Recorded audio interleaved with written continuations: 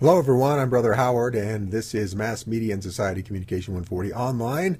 You're looking at a screen that is the Brain Honey 2.0 or iLearn 2.0, and so we're going to get right started telling you about what's in this class, so this online class that you just signed up for, and we're going to go over the different things that you'll need to know to be successful. So number one, you'll need to log in, of course, on Brain Honey. That is the place where we meet and where we talk and where we'll discuss things.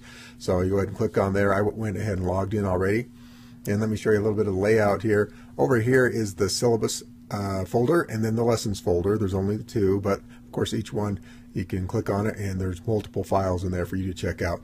So first let's check out what's under the syllabus folder and talk about what's going to be going on in there. So we click on the syllabus, which is already selected, and you'll see here it's spring 2011, which is amazing. We're there already. And let's go over just a couple of things here, and then we'll come back to the syllabus for the nuts and bolts of the course. So scroll on down, you'll see a bunch of information here. Let's come back to that in just a minute. You'll see our schedule also here, and I've got a week-by-week schedule. Our schedule typically starts on Monday and ends on Monday, midnight daylight time, or mountain time. We're on mountain daylight time right now, so that's what you'll need to be aware of. So you can check out those dates as you scroll up and down the schedule. A couple other things you can check out on here. I do have a Twitter account where I do stuff, a lot of updates that are mass media related. If you want to follow me on Twitter, you can click on there and do that. And then, of course, the course introduction that you're watching right now is this link right here. And so, of course, hopefully you found that and you already clicked on it. So that's a good thing. If you got to it some other way, I don't know how you got there. All right, let's look under the lessons menu quickly, and then we'll come back to the syllabus. Under the lessons menu, you'll see each week is broken down. Right now, I only have the first 3 weeks up there. I generally have a couple weeks in advance. You can go ahead and work ahead if you want to on this class. You'll see the first week, April 19th through the 25th. We start on a Tuesday this semester. And if you click on it, you'll see we have lesson preparation, which basically tells you what we're going to be doing for this week. So for the first week is read chapter 1. There's a quiz for chapter 1. It's a online multiple choice quiz worth 10 points. Also, I'm going to have you introduce yourself in a discussion board, which I'll show you in just a minute. I have a video introduction to the course, which is this one, and also I have a bio, so you can get to know me a little bit better if you want to, of course. And then all the assignments for this week are in the assignments folder, which every week has a lesson preparation link, and I'll give you this information, and then also the assignments folder. So let's click on that, and you'll see here is my bio. And up will pop this little video. I tell you a little bit about myself because we don't have a chance to meet in person, so I want to get to know you a little bit. So let me go ahead and stop that, and you can watch that at your leisure. Also, we have an overview of Chapter 1, which is a video seminar. And in this particular one, again, I'll stop this before we get going. But I talk over the first some of the more important points of the chapter just to kind of give you an overview of what it's about and kind of some key things to look for as you read through it. So you want to check out the seminar before you take the quiz, and you can either read first or read this seminar or watch the seminar first. Doesn't really matter. Most people like to watch the seminar first, and then it puts the chapter into context when you read through it. You'll see here the link to the introductions. The introductions are in a discussion board forum. So what I'll have you do is read through this for this particular week. I want you to share a little bit about yourself, some of your media interests, and then go ahead and click on New Thread and go ahead and type in that information, and then you'll want to post it here and tell us a little bit about yourself. The requirement for all of the discussion boards is that you give an original post, some of your original thoughts, a paragraph or so, and then you respond to at least 3 of your classmates. So that's how we get our discussion, and you want to discuss back and forth. For this one, it's probably just that information you'd share if you were at a party or a social. You'd introduce yourself, and as you read through other people's folks, you'll see that somebody is from the same hometown or know some people, and you'll respond back and forth that way. So it's a good exercise just to get to know each other. And of course, you aren't limited to just 3 responses to others. You can respond as many times as you want. Then you'll see also here there's the Chapter 1 quiz, and I'm going to go ahead and click out of that. And the quiz are all multiple choice, as I mentioned, and they are open book.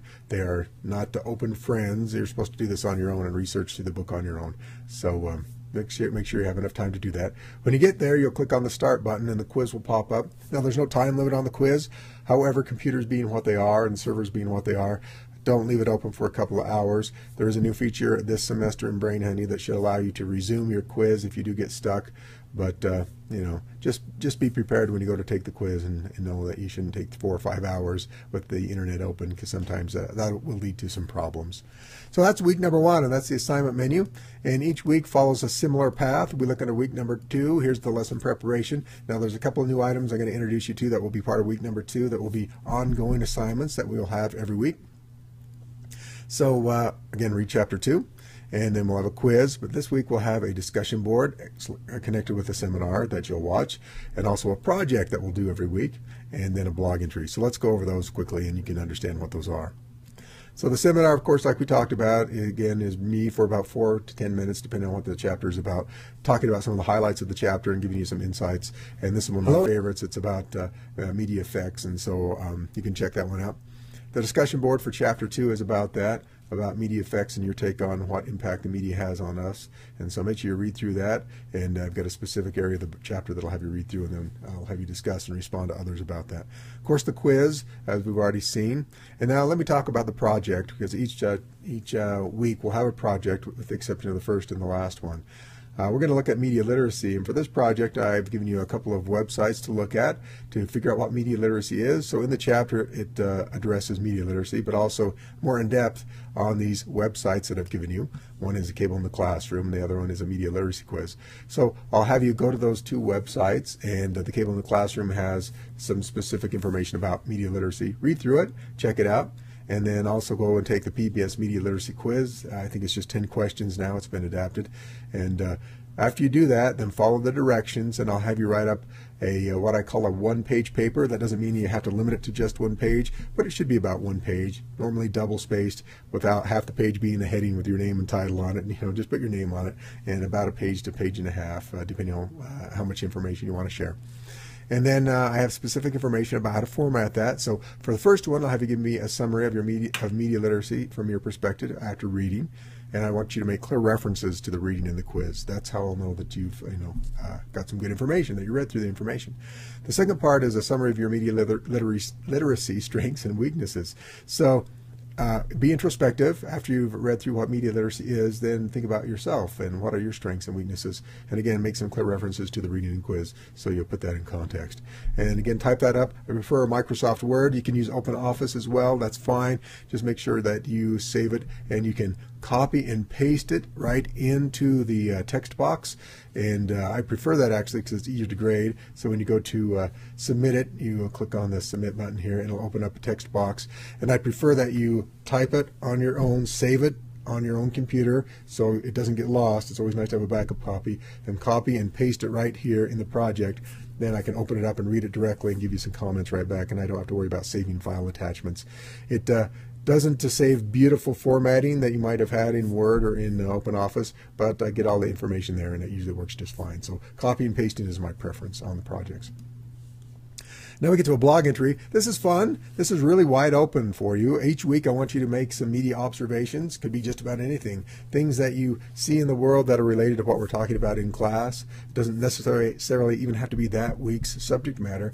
But I'd like you to make some comments about your media observations, and we're going to blog each week. So about a paragraph that you would write. Now you can also put links to websites or videos or things that you find of interest that are relative to our subject of discussion in the mass media.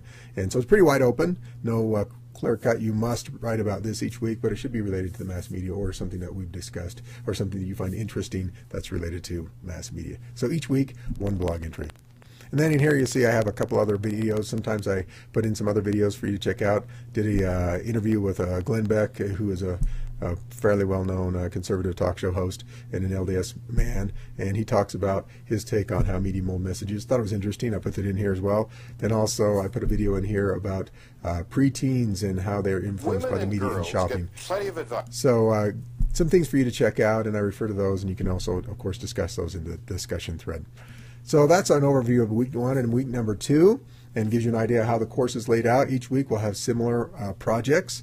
So with that in mind, let's go back to the syllabus, and I'll click on that, and I'll go over just briefly what I've just referred to, and see if you have any questions. You can, of course, email me or you can put a post in the discussion board. So our textbook is Mass Communication Living in a Media World. It is the 3rd edition. You'll want that one. It is a good book, reasonably priced, cost you about $50. Even used, it's only about $10 less, so a reasonably priced textbook. It does have a website that goes with it. I really don't use it, but it does have some good things on there, so if you want to check it out, that's great. You will need, of course, some basic things. Most of the videos that are on this class are QuickTime formatted, so you'll need a QuickTime player, and then you'll need to download that. It's a free download for your computer. And a few other things that you should have. If you're watching this, then you have those, internet access and high-speed access. You can read over the disability statement. If you need anything in particular, let me know. The goals and objectives for the course, I won't read through those. You can read through those on your own time, but of course, suffice it to say, it's very focused on the mass media and society and the interaction between the two, how media influences us and how we influence media, and I hope you'll find it to be very interesting. I'm fascinated by the subject. Okay, the most important part that everyone is always interested in is the grades. We have seminars and discussion forums every week. That's worth 200 points, so you do one of those every week. We'll do, over the course of the semester, 10 of those discussion forums. Online quizzes, there'll be one for the 13 chapters that we cover, 10 points each. Then we have a project every week worth 35 points that requires you to do some writing and thinking and working outside of the regular reading. We do have 2 exams. They are open book exams. They are fairly long. There are 100 questions each, but it's open book, and you just have to research and find those answers to those questions. Again, it's not a group project. It's an individual project. The blog entries, as I just mentioned. And also this semester, I'm going to do something I haven't done before. I'm going to have you do some media literacy presentations. I'm going to introduce you to some software where you can record a PowerPoint on your computer as a screen capture, as a video file that I'll have you upload it, and we'll share it with the rest of the class, and we'll comment on each other's presentations. Very short, 2 to 5 minute presentations, and we'll give you more information on that later on. Last but not least, there are some extra credit projects you may do if you would like. They're worth up to 50 points, and again, that's just solely extra credit, and you can read over those. There's a folder for that you can check out as well. All right, so there we go. The syllabus, the lessons, there is the extra credit folder if you want to check that out. We won't go into detail on that today because we can look at that later. Now, if you have any questions, don't hesitate to email me. I'm not at my computer 24/7, but generally my policy is to get back with you within 24 hours. So if you send me an email on Tuesday at noon, by Wednesday at noon, I should be able to get back to you.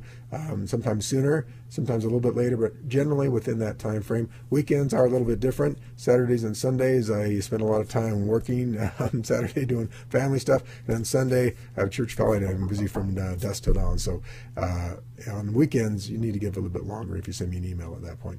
All right, well, that's our overview of the course. I hope you enjoy it, and we'll see you in the discussion boards.